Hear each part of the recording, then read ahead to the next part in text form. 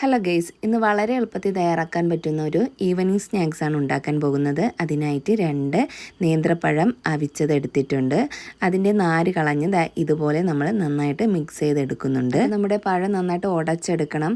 ഇത് നമ്മൾ ബോൾ പോലെ ഉരുട്ടാനുള്ളതാണ്. അപ്പം നല്ലതായിട്ട് ഉടച്ച ശേഷം നമുക്ക് ഇതിലേക്ക് വേണ്ട ആവശ്യമായ ഗോതമ്പ് മാവോ അല്ലെങ്കിൽ അരിമാവോ എടുക്കാം. ഞാൻ ഇതിലേക്ക് ഗോതമ്പ് മാവാണ് ചൂസ് ചെയ്തിരിക്കുന്നത്.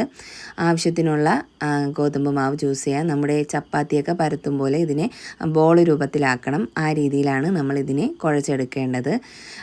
ഇതിലേക്ക് നല്ലൊരു മണത്തിനും ടേസ്റ്റിനുമായിട്ട് ഞാൻ 4 ഏലക്ക നന്നായിട്ട് പൊടിച്ച് ചേർക്കുന്നുണ്ട്. മാത്രമല്ല നല്ല നെയ്യും കൂടി ചേർത്ത് കൊടുക്കുന്നുണ്ട്. നെയ്യും കൂടി ചേർക്കുന്നത് കുട്ടികൾക്കൊക്കെ നല്ലതായിരിക്കും. അപ്പോൾ എൻ്റെ നെയ്യ് ഫ്രിഡ്ജിനകത്തിരുന്നുകൊണ്ട് നന്നായിട്ട് കട്ടിയായിരിക്കുന്നുണ്ട്. അപ്പോൾ നെയ്യ് ചേർത്ത് നന്നായിട്ട് മിക്സ് ചെയ്ത് കൊടുക്കണം.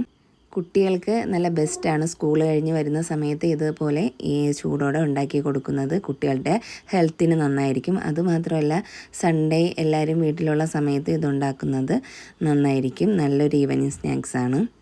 അപ്പോൾ നമുക്ക് ഇതുപോലെ നല്ലപോലെ കുഴച്ചിട്ട് ഇതുപോലെ ചെറിയ ചെറിയ ഉണ്ടകളായിട്ട് എടുക്കാം. ഇതുപോലെ കുഞ്ഞു കുഞ്ഞു ബോളുകളായിട്ട് ഉണ്ടാക്കിയിട്ട് നമുക്ക് അതിലേക്ക് ആവശ്യമായ തേങ്ങ എടുക്കാം. ഇവിടെ നമ്മൾ പഞ്ചസാരയാണ് തേങ്ങയിൽ മിക്സ് ചെയ്യാൻ എടുത്തിരിക്കുന്നത്. പഞ്ചസാര അല്ല ബെറ്റർ, നമുക്ക് ശർക്കരയാണ് ബെറ്റർ.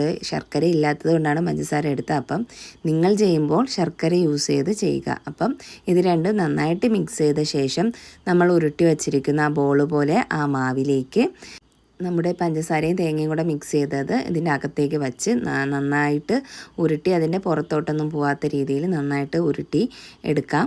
അപ്പോൾ ഇനി ഇത് ആവിയിലാണ് വേവിച്ചെടുക്കേണ്ടത്. അതിനായിട്ട് ഞാൻ ഇവിടെ ഇഡ്ഡലി തട്ടിൻ്റെ പാത്രത്തിൽ വച്ചാണ് നമ്മൾ ആവി കയറ്റി എടുക്കുന്നത്.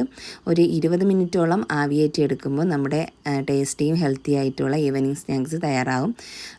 എന്നിട്ട് നമുക്ക് ചൂട് മാറുമ്പോൾ ഇത് സെർവ് ചെയ്യാവുന്നതാണ്. നല്ലൊരു ഹെൽത്തി ഫുഡാണ്. എല്ലാവരും ഇത് ട്രൈ ചെയ്ത് നോക്കണം. വീഡിയോസൊക്കെ ഇഷ്ടമാകുന്നുണ്ടെങ്കിൽ സബ്സ്ക്രൈബ് ചെയ്ത് സപ്പോർട്ട് ചെയ്യാൻ മറക്കരുതേ.